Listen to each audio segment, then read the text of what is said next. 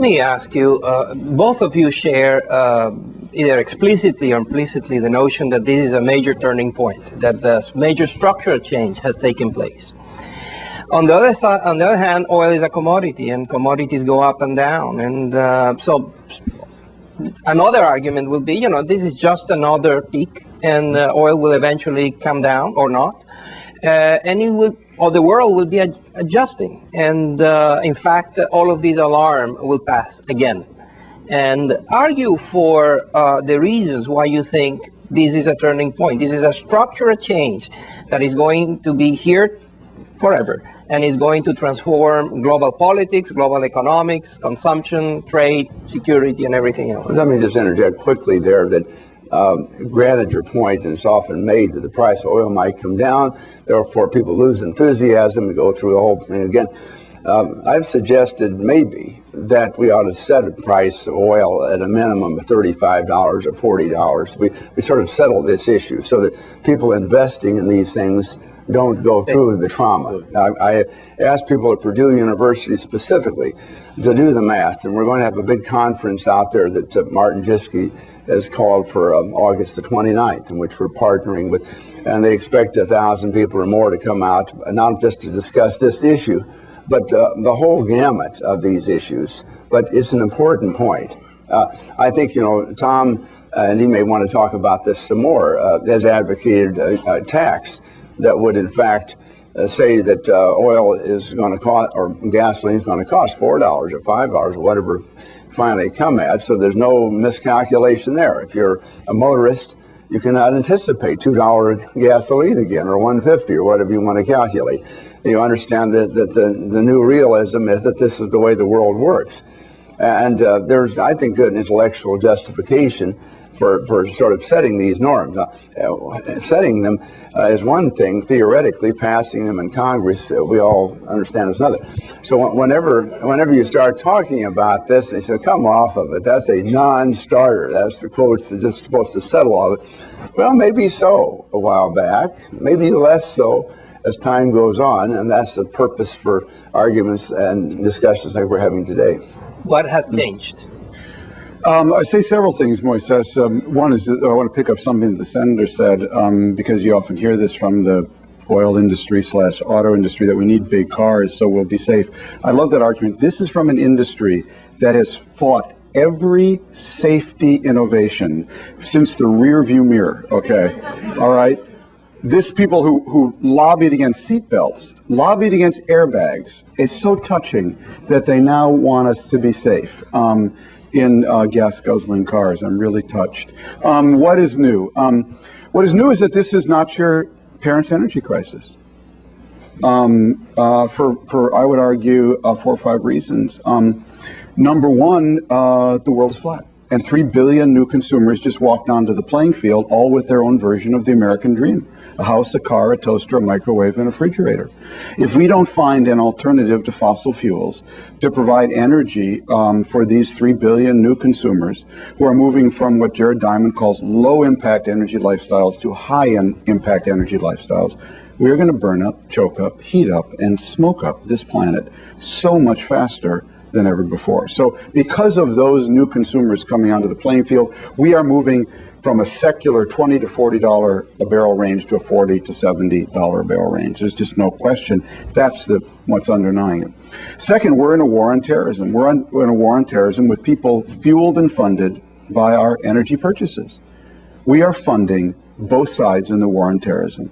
We're funding the Army, Navy, Air Force, and Marine Corps with our tax dollars. We're funding Hamas, Islamic Jihad, Al-Qaeda, and all their brother and sister organizations and the charities that fund them with our energy purchases. Now, how smart is that? We're funding both sides in the war on terrorism. Number three, because of this secular change in energy prices, I believe that clean technology, green technology, is going to be the growth industry of the 21st century. Mom, Dad, tell your kids, anything green is going to have a great job associated with it. Green design, green services, green consulting, green manufacturing. Green technology is going to be the growth industry of the 21st century. Now, wouldn't we want to lead the growth industry of the 21st century? Well, how do you lead the growth industry of the 21st century? It sure isn't by telling General Motors year in and year out, no, we wouldn't want you to improve your mileage standards. Don't do anything hard. No, we wouldn't. Okay, 30 years of telling Detroit that has resulted in where we are today, where Harley-Davidson, ladies and gentlemen, Harley-Davidson, the motor scooter company, is today worth more than General Motors.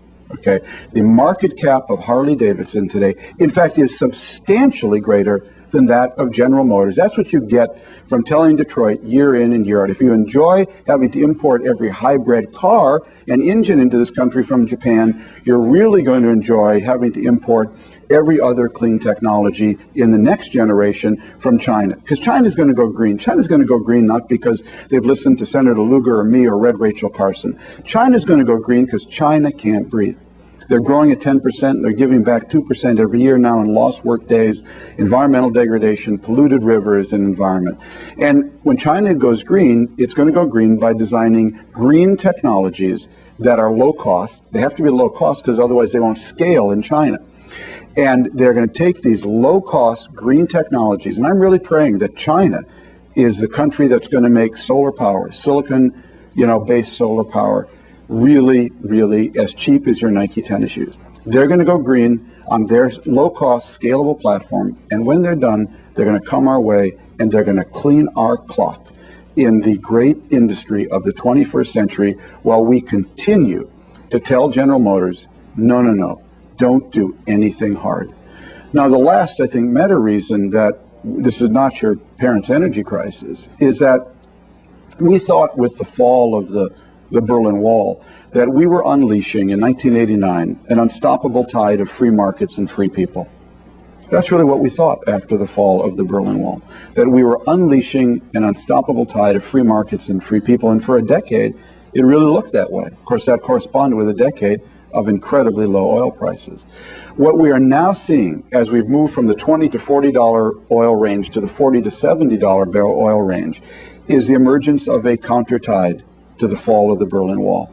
It's a tide of petro-authoritarianism that is now fueling a whole collection of states called Venezuela, Iran, Russia, Chad, the whole collection of them that are today forming a petro-authoritarian tide that has become the counter tide to the wave of free markets and free people that we thought was going to sweep the world with the fall of the Berlin Wall. We have moved basically from a bipolar world in the Cold War to a unipolar world in the post-Cold War into a multipolar world into the post-Cold War, which is the world of petrolist states. And these new poles are not getting powerful. They are not getting rich by making microchips.